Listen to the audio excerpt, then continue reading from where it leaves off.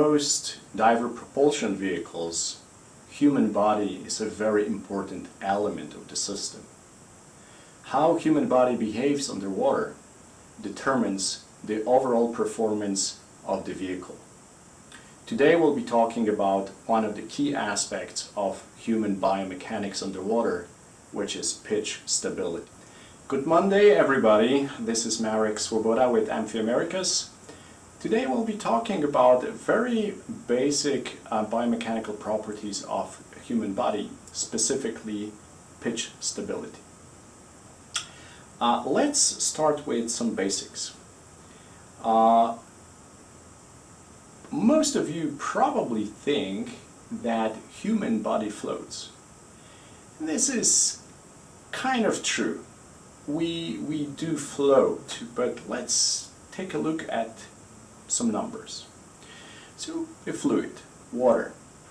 Well, first of all, water is not always the same. There are different types of water, and the density of this fluid changes. So, they call this water, the most dense water at 4 degrees Celsius has its density at 1,000 kilograms per meter cubed. But the fresh water in a swimming pool, which is 25-28 degrees Celsius, has a density of 987 kilograms per meter cubed. So you see that cold water would be easier to swim in or to float than swimming pool water, even though it's much more pleasant to swim in a swimming pool. But there is one more aspect, which is salinity, how much salt we have in the water. So for seawater, the average number would be around 1,035 kilograms per meter cubed. So you see that it depends on temperature, depends on salinity. Yeah? So these are the starting numbers. Now let's take a look at the density of human tissue. We have different types of tissue, and those tissues have different densities. So let's start with muscles. Well, muscles are heavier than a fresh swimming pool water. They are slightly lighter than seawater. So the density for muscles is 1,020 kilograms per meter cubed. For bones, this situation is even more dramatic. Bones have density between 1,400 to 1,800 kilograms per meter cubed. For ligaments and tendons, the density is 1,050 kilograms per meter cubed. And what's interesting, our fat tissue has a density of 940 to 950 kilograms per meter cubed, which is lighter than even the swimming pool fresh water at 25-28 degrees Celsius. So, of course, the more fat we have, the more buoyant we are. When we add all those numbers together and we average them, we need to conclude that human body would sink. There is no way that a normal person with a normal BMI would float. So why do we float?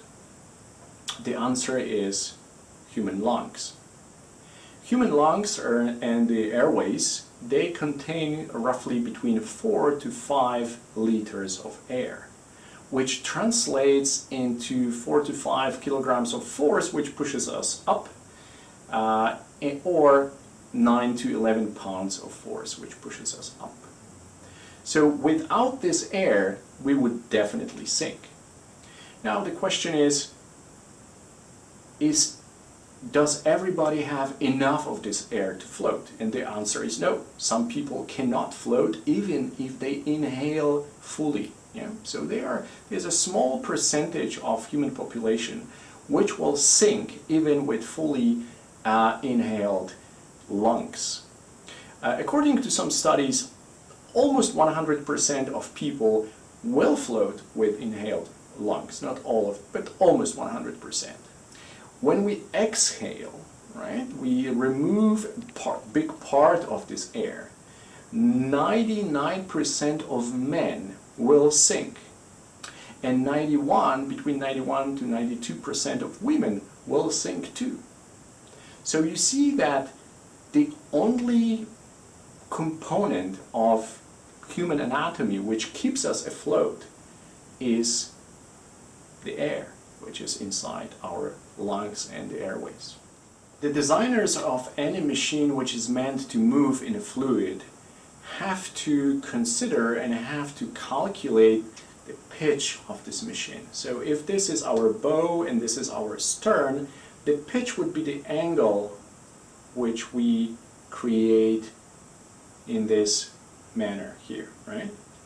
So the very first step in assessing this pitch or pitch stability would be to calculate the position of the center of gravity, so where the force which pulls this boat down is attached, versus the center of buoyancy. So the center of buoyancy would be the place where the vector which is actually pushing the vessel up is attached. So preferably those two vectors should be aligned so they don't influence this pitch at all. But this is rarely the case. Even in submarines, a lot of effort is put into shuffling the equipment inside the submarine to align those two vectors, and they are rarely aligned perfectly. There's always a small difference. In human body, the situation is even worse. So humans are not designed to swim underwater or to swim at all. And in swimming, sport swimming, competition swimming, it's a very well-known fact that the swimmers have to combat the tendency of dropping legs. So all swimmers will be heavier from the waist down, right? Because there is no air in this part of the swimmer's body. While in this part we have lungs and airways, so effectively we are lighter here and heavier here. So swimmers always have to combat this tendency to pitch up. For women, for example, there are studies which show that for women this tendency is a little bit less, and there are two reasons for it. First of all, women have more fat accumulated in this area, and they have also smaller lungs. So the buoyancy vector is smaller here, and they have slight buoyancy vector attached here, which makes this pitching torque a little bit less. With men, the lungs are bigger, and they don't have that much fat in this part of the body, so the sinking legs is a bigger problem for them. And it's well documented that men swimmers have to put more effort into combating this tendency of pitching. Free divers, sometimes you will see free divers when they do dynamic apnea, which is swimming underwater, but not to the great depths, but to cover as much distance as possible. So in dynamic apnea, sometimes you see free divers with neck weights, right? So in order to spare energy for balancing, they decide to use some additional force to push torso down. So they have a necklace, which is a heavy weight, not very heavy, but just enough to combat the buoyancy of the chest, right? So they put this collar on, and they don't have to actively combat this pitching momentum or torque. Okay, so let's see how this whole situation influences a scuba diver and a free diver, and then what can we do, or what are the consequences for a DPV usage for those two cases. So a scuba diver, as you can see here, has a center of gravity around the hips. This is the red vector here, and the center of buoyancy is in the middle of the chest. So this vector is pushing this scuba diver up, and this vector is pushing the scuba diver down. So the natural motion for this swimmer will be to pitch up. Of course, you have to breathe in order to stay alive. So you changing this vector periodically. It oscillates. This vector oscillates with your breathing pattern. So as you inhale, this vector becomes a little bit larger. How much? And I would say 1 to 1.5 kilogram of force, around 2 pounds of force, 2.5 pounds of force will push you up every time you inhale fully. This, on the other hand, will stay constant. So it will modulate the torque with your breathing pattern. So what's going to happen is this two-step process. When you swim with a DPV, when you inhale, your chest will have a tendency to go up, but it won't stop there. Because you're moving normally faster than you would move with your fins, then you have a dynamic component which comes from this water hitting your chest, which will even make the situation worse, right? So you have to be aware that normally you would swim in something which resembles a sinusoidal pattern, right?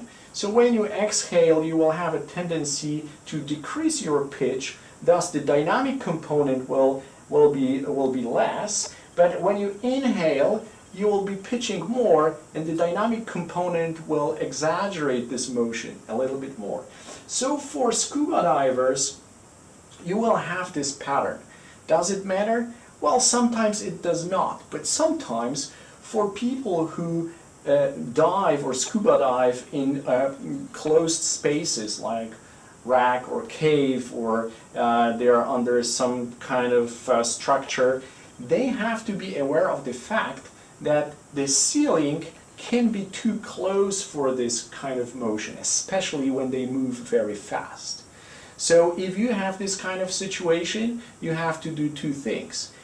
Control your breathing, so you decrease a little bit the amplitude, and stay away from things which are close to your head, and maybe decrease the speed if possible. This situation is also important for people who want to approach stealthy, shallow underwater. So if they move right next to the surface, and they move very fast with their DPVs, and they inhale abruptly, this situation can be exaggerated by the dynamic component, and they can surface and just reveal themselves. So it's also important for covert operations and has to be considered. For free divers, of course, we have one more point. Because scuba divers put a lot of equipment on, this center of gravity may shift, right? So if you have a gear on your shoulders, if you have some equipment attached to your chest, this may better the situation, because this vector may move slightly closer to your buoyancy center, and then the torque will be a little bit less. Let's talk about free divers. So of course, free divers, they don't breathe underwater, but it does not mean that the buoyancy vector is constant. It does change, but it changes with depth. So the deeper they go, the smaller the lungs become, and the FB, the buoyancy vector, drops. So naturally the torque will also decrease as they go deeper. What is important for free divers is also to consider that the same balancing act takes place when they are vertical. Of course, the difference between the buoyancy attachment point and the gravity center or center of gravity are not that great. They are slightly different, and this is caused by human anatomy, as you can see in this drawing, but it still exists. So when they are relatively shallow, this vector, the buoyancy vector, will try to push them up, and the gravity will push them down. So depending on the angle, they will always have a hard time to stay perpendicular. And it will be exaggerated close to the surface because there the lungs are bigger, and as they descend, the lungs will be squeezed by the external pressure, and the whole phenomenon will decrease.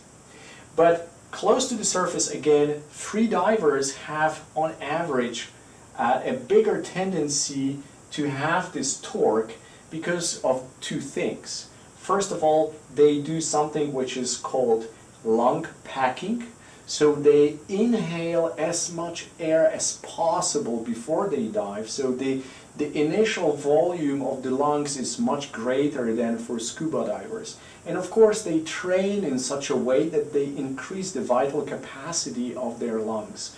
So basically, the torso is very buoyant in free divers. And the second thing is they tend to have their weight belts very low on the hips, and there's a good reason for it. I'm not criticizing it, I'm just saying that moving this center of gravity away from this certain center of buoyancy will exaggerate the torque. It will cause problems when they vertically move down. When they move up, actually, the whole situation will make them more stable because the vector of buoyancy is above the vector of gravity, the attachment points, the center. The center of buoyancy is above the center of gravity, thus the tendency is to make the person more vertical. But when they go down, it will try to flip them, right? Of course, it's not that great of a force, but it will try to flip them. Thank you very much for watching. If you like this video, please subscribe, like us on Facebook, and leave some comments. Give us some feedback. We would like to hear from you. Thank you very much. See you next Monday.